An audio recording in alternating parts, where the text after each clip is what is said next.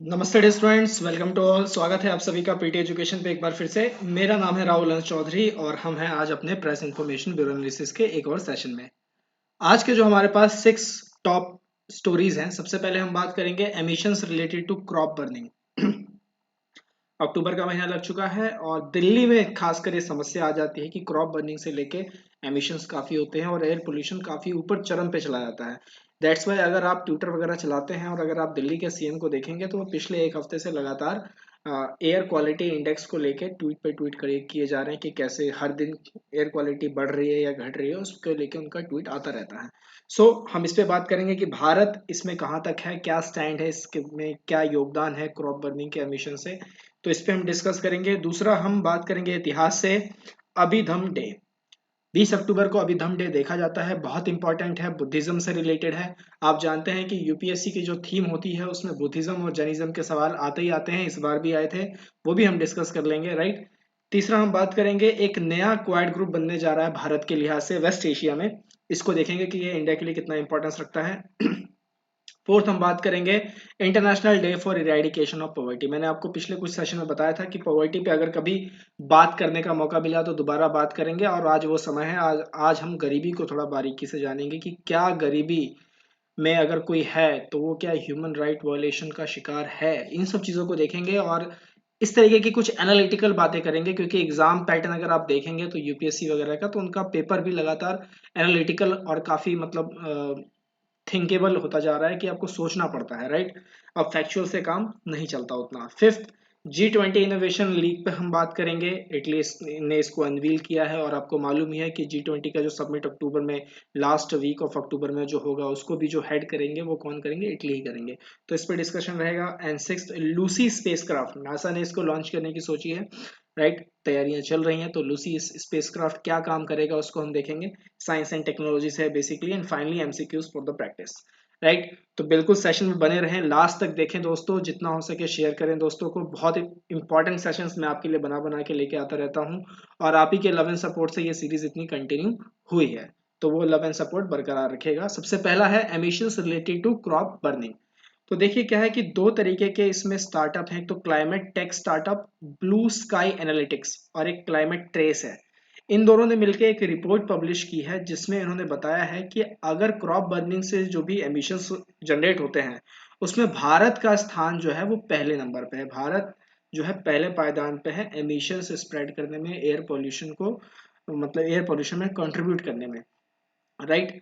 Report ये कहती है कि भारत में लगभग 13% जो है एमिशंस होता है। अगर हम टोटल ग्लोबल एमिशंस को देखें तो उसका 13% इंडिया रिपोर्ट कर रहा है पिछले 5 सालों में, मतलब 2015 से लेकर 2020 तक में।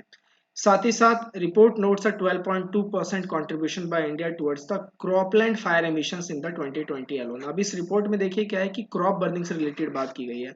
अब इसमें इन्होंने सारे पैमाने देखे हैं। एक तो जो आप क्रॉप जलाते हैं, उसके बाद क्रॉप लैंड फायर एमिशंस, उसके बाद अगर किसी जंगल वगैरह में आग लग गई, फॉरेस्ट फायर, उसको भी इसमें इन्होंने शामिल कर लिया, उन सब चीज़ों को भी इसमें इन्होंने शामिल कर लिया है। तो इस तरीके का जो डेटा है वो ये दिखाता है कि किस तरीके से जो बायोमास फायर्स हैं और उनसे निकलने वाले जो एमिशंस हैं वो भारत में किस तरीके से स्प्रेड हो रहे हैं, चाहे क्रॉप रेजिड्यू से हो, चाहे फॉरेस्ट रेजिड्यू से हो। और कहीं ना कहीं जो पॉलिसी मेकर्स हैं भारत के, उनको इस पे देखने की ज़्यादा ज़रूरत है, राइट। ट्रेंड अगर आप देखेंगे तो, अगर एमिशंस का ट्रेंड आप देखेंगे तो वो लगातार साल दर साल बढ़ता ही चला जा रहा है। कुछ आंकड़े हैं आपके पास, ये लगातार बढ़ते ही चले जा रहे हैं, ठीक। तो भारत का अभी ग्लोबल कितना कंट्रीब्यूशन चला गया है, 13% का कंट्रीब्यूशन चला गया है एमिशन। फिर ये जो एमिशंस होते हैं ये क्या बताता है, तो बेसिकली जो ब्लू स्काई एनालिटिक्स है, जो मतलब जिन्होंने इसको पूरा ट्रेस किया है, उनका ये कहना है कि इसमें ह्यूमन एक्टिविटीज के कारण ये सारी चीजें हो रही हैं, ज्यादातर जो हो रही हैं उसका कंट्रीब्यूशन नेचुरल नहीं है, एंथ्रोपोजेनिक है, मतलब मैन मेड है, मतलब ह्यूमन एक्टिविटीज के कारण हो रहा है। साथ ही साथ जिस तरीके से आप जंगलों के एरिया को एग्रीकल्चर लैंड में, या फिर आप अपने मतलब जो भी आप कहते हैं ना कि अर्बन आप सेटलमेंट करना चाह रहे हैं, तो उसमें जो आप यूज कर रहे हैं उसके कारण जो आप जंगलों को जला रहे हैं, पेड़ों को काट रहे हैं, उस वजह से ये एमिशन जो हैं वो हो रहे हैं और बहुत खतरनाक स्पीड से हो रहे हैं। इसको रोकने की ज्यादा जरूरत है। और ये सारा डेटा उन्होंने कैसे कलेक्ट किया है, तो सैटेलाइट इमेजरी के जरिए जो है उन्होंने ये पूरा जो है डेटा कलेक्ट किया है।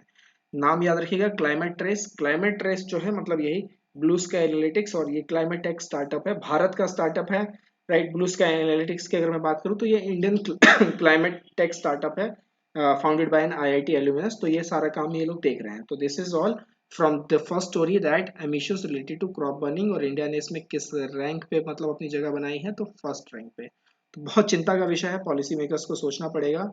And this is the infographic dowsing the fire. आप इसको आराम से पढ़िएगा, वीडियो को पॉज कीजिएगा, आपको काफी समझ में आएगा कि बायोमास फायर्स जो है वो किस तरीके से काम कर रहे हैं, चाहे वो एग्री से हो, चाहे वो फॉरेस्ट्री से हो, चाहे वो ह्यूमन से हो।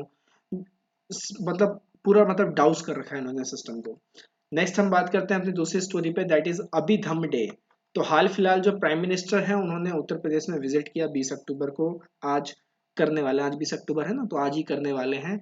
और अभिधम डे वहां पर एक प्रोग्राम है, उसको वो अटेंड करेंगे। तो साथ ही साथ उस प्रोग्राम में वो कुशीनगर जो इंटरनेशनल एयरपोर्ट है उसको भी इनॉग्रेट करने वाले हैं। फिर जो महापरिनिर्वाणा टेम्पल है उसमें भी पार्टिसिपेट वो करेंगे। और काफी सारे कुछ फाउंडेशन स्टोन्स वगैरह वहाँ पे काफी सारे प्रोजेक्ट्स को लेकर रखे जाएंगे। तो एक पूरा पब्लिक फंक्शन है, लेकिन इसमें जो हमारे काम की चीज है वो है अभिधम डे। ये सब आपको याद रखना है, पेपर में आ सकता है, और ये आता ही है लगभग लगभग, क्योंकि Jainism, Buddhism, these are the favourite themes of the UPSC. अब अभिधम डे को अगर आप देखेंगे तो होता क्या है, ये तो बेसिकली क्या होता है कि जैसे आपका बारिश का महीना चला गया, जैसे आप जानिए कि जुलाई, अगस्त और सितंबर, ये 3 महीने जो है वो बारिश के, फिर उसके बाद बारिश रिट्रीट होना स्टार्ट हो जाता है।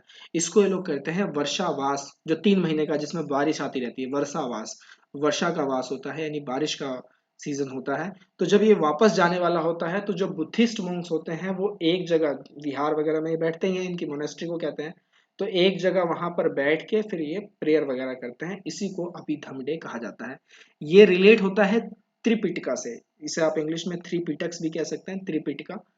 त्रिपिटक में आपका आ गया सबसे पहले विनय पिटक है, जिसमें सारे मतलब रूल, गाइडलाइन, डिसिप्लिन सब कुछ लिखे हुए हैं कि किस तरीके से एक मॉन्क्स को अपना जीवन बिताना है। उसके बाद सूत पिटक लिखा हुआ है, जिसमें मेन टीचिंग है धर्म के बारे में, बुद्धा के बारे में। हालांकि मैं आपको बता दूं कि जो बुद्धा की जो टीचिंग्स थी वो ओरल थी, वो कहीं लिखी हुई नहीं थी। बाद में उनके अनुयायियों ने उसको लिखना स्टार्ट किया और पाली लैंग्वेज में लिखा, राइट। तो वैसे बुद्धा जो बोलते थे वो ओरल ही बोलते थे। तो सूत पिटक में सारे वो मेन टीचिंग्स उनको लिखा गया है। इसको 5 कलेक्शंस में बांटा गया है, दीघ निकाय, मझिमा निकाय, संयुत्त निकाय, अंगुत्तरा निकाय और खुदका निकाय, राइट। ये इसमें देखा गया। और अभिधम पिटका जो है एक तरीके से फिलोसफिकल एनालिसिस है, जिसमें सारा कुछ चीजें बताई गई हैं, स्कॉलरली एक्टिविटी, फिलोसफिकल डायमेंशन जो है एक मॉन्क की लाइफ का, उसको दिखाया गया है अभिधम पिटका में, राइट। और कुछ और बुद्धिस्ट टेक्स्ट अगर आप देखना चाहें तो दिव्य वदना, दीप वंसा, महावंसा, मिलिंद पन्हा, ये सारे जो हैं अदर बुद्धिज्म टेक्स्ट होते हैं। ज्यादा जानकारी के लिए आप ये देख सकते हैं break down of Tripitaka. Buddhism, Jainism पे फिर हम कभी और बात करेंगे, किसी और सेशंस में मौका मिला तो। और आप यहाँ देख सकते हैं, यहाँ 7 किताबें हैं जो अभिधम पिटक से निकल कर आती हैं। क्लियर है दोस्तों। तो अभिधम डे आपको याद रखना है, कौन सा दिन पे होता है, 20 अक्टूबर के दिन होता है, राइट। अगली स्टोरी पे आते हैं, that is a new quad group. तो एक नया क्वाड ग्रुप जो है, ऐसा मानना जा रहा है एनालिस्ट का, एक्सपर्ट्स का, कि एक नया क्वाड ग्रुप बनने जा रहा है between India, Israel, US and UAE. तो जो इंडिया का जो पुराना वाला क्वाड है उसमें कौन कौन से, जरा नाम लिख दो यार कमेंट थ्रेड में। और कमेंट थ्रेड में यार आप लोग पार्टिसिपेट किया करो अच्छे से। जो भी सेशंस आपके लिए आ रहे हैं आप ही के लिए बनाए जाते हैं। आपका काम पढ़ने से रिलेटेड होना चाहिए, आपका जो फोकस होना चाहिए वो आपको एग्जाम क्रैक करने से रिलेटेड होना चाहिए, ना कि दूसरी चीजों में आप इन्वॉल्व रहें, राइट। पढ़िए, पूरा कंटेंट का पूरा मजा लीजिए, रिवाइज कीजिए जितना हो सके। एमसीक्यूज भी मैं इसमें आपके लिए लेके आता रहता हूँ, तो आपको काफी बेनिफिट इससे मिलेगा।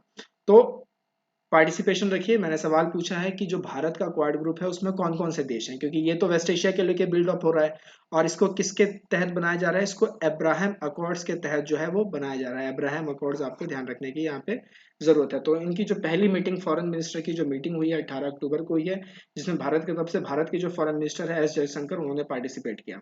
साथ ही साथ इंडिया, इसराइल और यूएई, इन्होंने स्टेप अप किया इस मीटिंग में कि हम एक ट्राइलेटरल कॉपरेशन करने जा रहे हैं related to the trade, investment.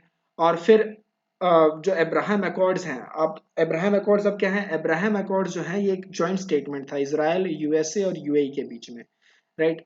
कौन कौन से देश, इसराइल, यूएसए एंड यूएई के बीच में ये अकॉर्ड था, जो कि 13 अगस्त 2020 को साइन किया गया था। इसमें बेसिकली नॉर्मलाइजेशन वगैरह की बात की गई थी, इसराइल, यूएई, इसराइल, बहरीन, इन सब चीज़ों को लेके वेस्ट एशिया में जो जो है, राइट। तो इसमें 1994 के बाद से काफ़ी मतलब उठापटक हो रही थी, तो उसके बाद 13 अगस्त 2020 में सुलह हुई और अब्राहम अकॉर्ड का नाम इसे दिया गया। अब अब्राहम नाम क्यों दिया गया, तो बेसिकली क्या है कि जो दो धर्म है, जुदाइज्म और इस्लाम, इनको हम अब्राहमिक रिलीजन कहते हैं, क्योंकि इनके पास शेयर्ड बिलीफ होते हैं। They believe in monotheism. Monotheism होता है मतलब एकल ईश्वरवाद, जो एक ईश्वर में विश्वास रखता हो। तो दैट्स वाई इनके नाम पे, इनके अब्राहमिक रिलीजन होने के नाम पे इस अकॉर्ड का नाम अब्राहम अकॉर्ड रखा गया। क्लियर। और इस पार्टनरशिप के तहत जो है इसराइल बेस्ड की जो कंपनी, कौन सी पार्टनरशिप के तहत, जो ट्राइलेटरल कॉपरेशन हो रहा है between India, Israel and UAE.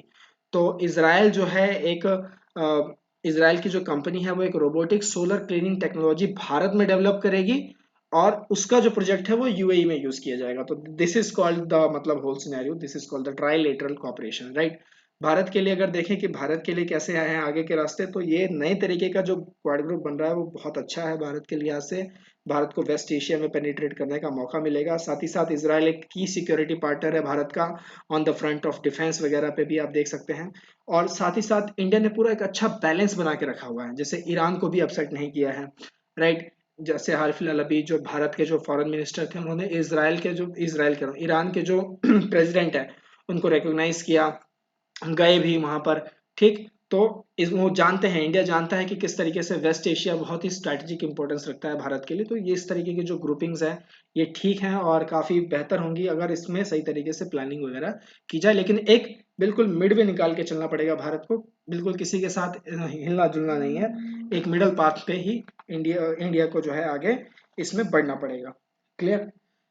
Next हम बात करते हैं अगली हमारी स्टोरी के ऊपर, that is international day for eradication of poverty. अब 17 अक्टूबर को international day for eradication of poverty जो है वो ऑब्जर्व किया जाता है। अब आप जानते हैं कि कोरोना वायरस के बाद से पॉवर्टी में एक उछाल आया है, काफी सारे लोग गरीबी में जा चुके हैं, बहुत सारे लोग गए हैं। वो आंकड़े भी मैं आपको भी थोड़ी देर में बताऊंगा। अब ये जो दिन है, इस ये रिकॉग्नाइज करता है उन लोगों को जो कि फेस कर रहे हैं कि किस तरीके से मतलब वो गरीबी में अपनी ज़िंदगी जी रहे हैं, 2 वक़्त की रोटी भी उनको नसीब नहीं हो पा रही है, उन तरीके के लोगों को, और किस तरीके से वो लड़ रहे हैं।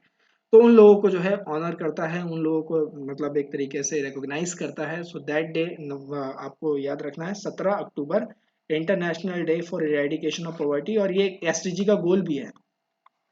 कौन सा गोल नंबर है जरूर बताइएगा कमेंट थ्रेड में। हाल फिलहाल अगर वर्ल्ड बैंक के अगर मैं आंकड़े बताऊं या यूनाइटेड नेशंस के बताऊं, तो इनका कहना है कि 115 मिलियन में से 88 मिलियन लोग जो है वो पॉवर्टी में पुश कर दिए जा चुके हैं। ज्यादातर साउथ एशिया से हैं, सब सहारन रीजन जो कि अफ्रीका वगैरह में है वहां से है। और ये सब एक्सलरेट हुआ है ड्यू टू द कोविड-19 पैंडेमिक। काफी रेंज बढ़ गई है, 143 से लेके 163 मिलियन, ये तो उनके आंकड़े हैं, राइट। असल फिगर तो इससे भी ज्यादा भयानक हो सकते हैं, राइट। तो पेंडेमिक ने काफी ज्यादा इसको पुश किया है। और इस तरीके का जो दिन है, आप जो देखते हैं कि ये international day for eradication of poverty, ये सबसे पहले 1987 में पेरिस जो कि फ्रांस में है, वहां पर इसे कोमेमोरेट किया गया था और वहां पे इसको रिकॉग्नाइज किया गया था।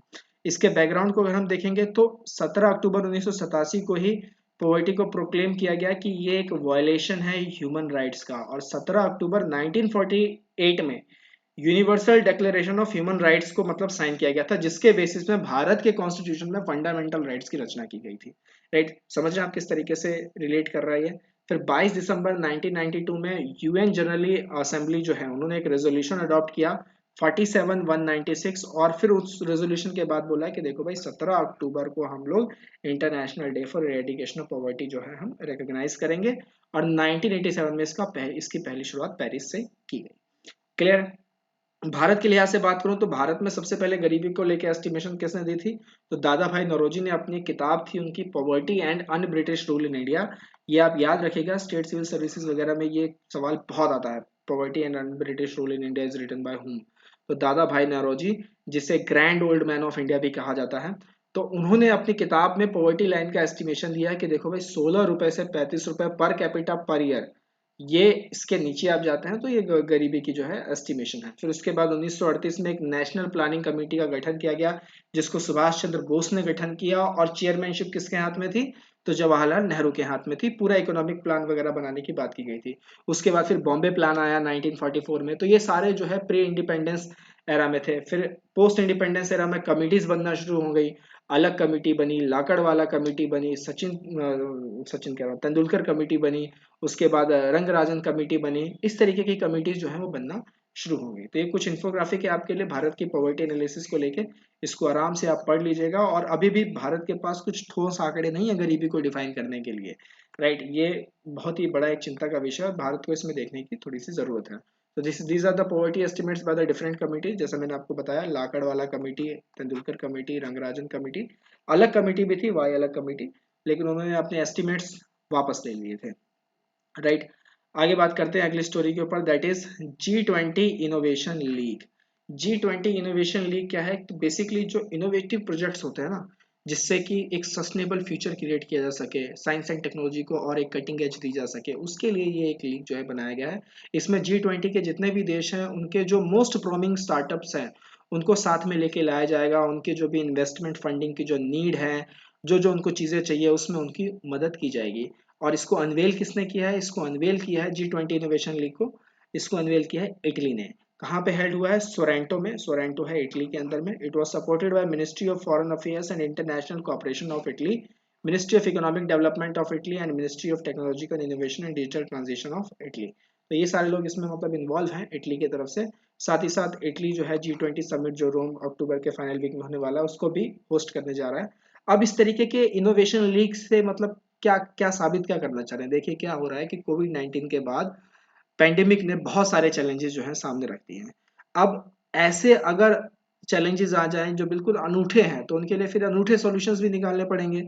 और अनूठे सॉल्यूशंस के लिए फिर जो मोस्ट प्रोमिंग स्टार्टअप्स है, जो अच्छे इनोवेटिव थिंकिंग कर सकते हैं, उनको सामने लाना जरूरी है, उनकी मदद करना जरूरी है, in terms of investments, in terms of fundings, in terms of public and private supports, right, in terms of policy support. तो उसमें उन लोगों की मदद करना बहुत ज़्यादा ज़रूरी है। तो ये पूरा इस मतलब लीग का काम रहेगा, G20 इनोवेशन लीग। इसमें स्टार्टअप्स को काफ़ी ज़्यादा अहमियत दी जा रही है। और बेसिकली स्टार्टअप को बोला गया है कि आप 5 तरीके की कैटेगरी में जो है वो compete कीजिए। कौन कौन सी? एक तो clean technology, artificial intelligence, smart cities and new mobility, IoT technology and internet of things technology and future of health care. तो इन सब कैटेगरीज में आपको काम करना है, ये स्टार्टअप्स को बोला गया है। तो G20 इनोवेशन लीग आपको ध्यान रखना है, इटली ने इसको अनवेल किया है, ये आपको ध्यान रखना है। और इटली ही होस्ट करने जा रहा है G20 का समिट, जो कि रोम में होगा ऑन अक्टूबर 30 एंड 31 2021, राइट। अगली हमारी final story, that is Lucy spacecraft. तो अमेरिका की जो स्पेस एजेंसी है नासा, उन्होंने अपना पहला जो है मिशन 16 अक्टूबर 2021 को लॉन्च कर दिया है, लूसी स्पेसक्राफ्ट को। और ये काम क्या करेगा? ये काम करेगा कि जो जुपिटर के जो ट्रोजन एस्टेरॉइड्स है ना, उनको स्टडी करने का काम करेगा। अब ट्रोजन एस्टेरॉइड्स क्या होते हैं? बेसिकली ट्रोजन्स क्या होते हैं? ये रॉकी ऑब्जेक्ट्स होते हैं, और ये सूरज के चारों तरफ ना बिल्कुल एकदम स्वाम्स होता है, स्वाम्स मतलब कि पूरा झुंड होता है, उसमें ये मतलब मूव कर रहे होते हैं। तो कुछ जुपिटर के आगे होते हैं, कुछ जुपिटर के पीछे होते हैं। तो इनको ट्रोजन कहा जाता है। और ये क्योंकि इनके बड़े लार्ज क्लस्टर स्पेस रॉक्स होने के कारण इन्हें एस्टेरॉइड्स बोला जाता है। तो उसकी स्टडी के लिए ये जो है लूसी स्पेसक्राफ्ट नासा ने लॉन्च किया है। 16 अक्टूबर 2021 को उन्होंने लॉन्च किया है। तो ये लूसी है क्या? तो बेसिकली प्रोब है, ये एक स्पेस प्रोब है, राइट। अब Lucy mission is a 12-year expedition which will study a record number of asteroids. It will be a first mission to explore the trojans which are rocky objects, ये मैं आपको बता चुका हूँ। साथ ही साथ इसमें 8 अलग डिफरेंट तरीके के एस्टेरॉइड्स हैं, जिनको वो लोग स्टडी करेंगे, लेके आएंगे, मतलब स्टडी करके सारा डेटा वगैरह फिर बताएंगे कैसे कैसे क्या क्या चीज़ें हैं। और ट्रोजन एस्टेरॉइड जो हैं, इनको जुपिटर ट्रोजन्स भी कहा जाता है, ये आप थोड़ा सा ध्यान रखिएगा। अगर एग्जाम में अगर आपके पास ट्रोजन एस्टेरॉइड से कोई क्वेश्चन आया, तो उससे जुपिटर से जरूर आप लिंक कर लीजिएगा, राइट। तो this is the very important line. These are a large group of asteroids which share the orbit of planet Jupiter around the sun. Her Trojan जो है मतलब एक जुपिटर का जो लैग्रेंजिस पॉइंट होता है L4 L5, उसके अराउंड जो है वो घूम रहा होता है एलोंगेटेड कर्व में, इस तरीके से वो घूम रहा होता है, राइट। तो लूसी मिशन, अब लूसी नाम क्यों दिया गया? तो बेसिकली लूसी जो थी एक होमिनिन स्केलेटन है, तो उसके बेसिस पे ही इस मिशन का नाम लूसी मिशन रखा गया। क्योंकि अगर कुछ स्टडी फैक्ट सामने आए, तो जो फॉसिल जो स्ट्रक्चर है भारत के जो फॉसिल जो स्ट्रक्चर है प्लेनेट फॉर्मेशन का, उसके बारे में काफ़ी जानकारी बढ़ेगी और साइंस एंड टेक्नोलॉजी को एक कटिंग एज मिलने के चांसेस हैं। तो one of the very important missions in the history of space craft that is Lucy space craft, ये आपको ध्यान रखना है। Launched by whom? Launched by NASA. Clear है? राइट। चलिए अब चलते हैं एमसीक्यूज की तरफ। एमसीक्यू का टाइम हो चुका है। हमारा पहला सवाल है, with reference to the history of ancient India, Bhavabhuti, Hastimalla and Kshemeshwara were famous for. Bhavabhuti, Hastimalla और छिमेश्वरा ये किस चीज के लिए फेमस थे? क्या ये जैन मॉन्क्स थे?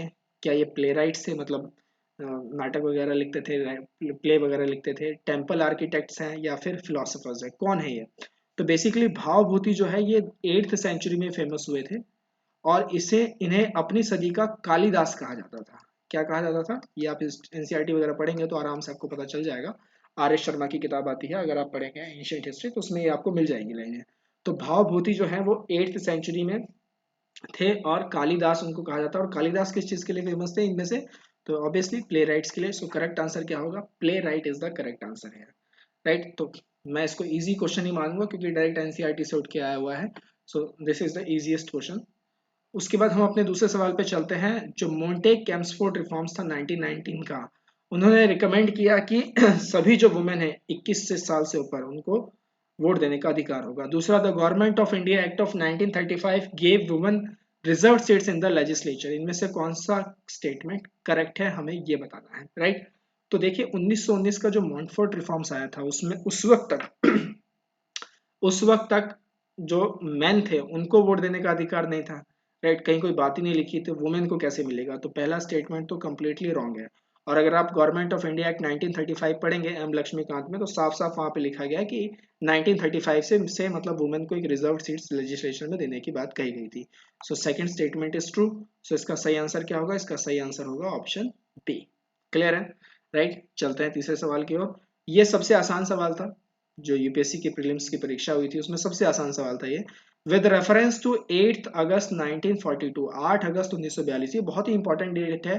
राइट। गोलवलिया टैंक और जो मतलब गांधी मैदान है मुंबई का, वहां पर एक चीज हुई थी। तो इसमें क्या हुआ था? इसमें क्विट इंडिया रेजोल्यूशन अडॉप्ट किया गया था बाय एआईसीसी, और फिर अगले ही दिन मतलब सभी कांग्रेसी जो नेता थे उनको गिरफ्तार कर लिया गया था। तो फिर गोलवलिया टैंक में रिप्रेजेंट किसने किया था? तो अरुणा आसफ अली ने फिर वहां पे रिप्रेजेंट किया था, क्योंकि भीड़ को कभी भी लीडरलेस नहीं छोड़ना चाहिए, ये ऐसा मानना था। राइट। सो इसका सही आंसर क्या होगा? इसका सही आंसर है option A, the quit India resolution was adopted by AICC on 8 August 1942। So quite a very easy question, बहुत ही आसान क्वेश्चन था। क्लियर है दोस्तों? इस तरीके से आपको पढ़ना है। मैं हिस्ट्री के ही क्वेश्चंस इसलिए लेके आ रहा हूँ क्योंकि मैं आपको बता रहा हूँ कि हिस्ट्री के क्वेश्चंस किस तरीके से इंपॉर्टेंट है। ये भी मतलब हिस्ट्री से ही है, ये आप मॉडर्न हिस्ट्री से कंसिडर कर सकते हैं। तो कुछ कुछ चीजें इंटरलिंक्ड है, जैसे इसमें पॉलिटी वगैरह आगे मैंने लक्ष्मीकांत का नाम ले लिया, लेकिन अगर आप स्पेक्ट्रम वगैरह भी पढ़ेंगे तो स्पेक्ट्रम वगैरह में भी जो है इसकी जानकारियां आपको मिल जाएगी। राइट। और अच्छी जानकारी अगर आपको करनी है तो पीटी के सब्सक्रिप्शन कोर्सेज ऑन है, आइए खुद को एनरोल कीजिए सीए बूस्टर प्रीमियम या पावर ऑफ 10 में। साथ ही साथ ऑनलाइन कोर्सेज आपके लिए अवेलेबल हैं, सिविल तपस्या का पोर्टल है, स्टडी मटेरियल है काफ़ी सारा, द हिंदू के रेगुलर एनालिसिस हैं, डाउनलोडेबल पीडीएफ है, और भी बहुत कुछ है इसमें। MCQs, lots of MCQs for practice. हम इसी तरीके से मिलते रहेंगे दोस्तों। टिल देन टेक केयर, नमस्ते, जय हिंद।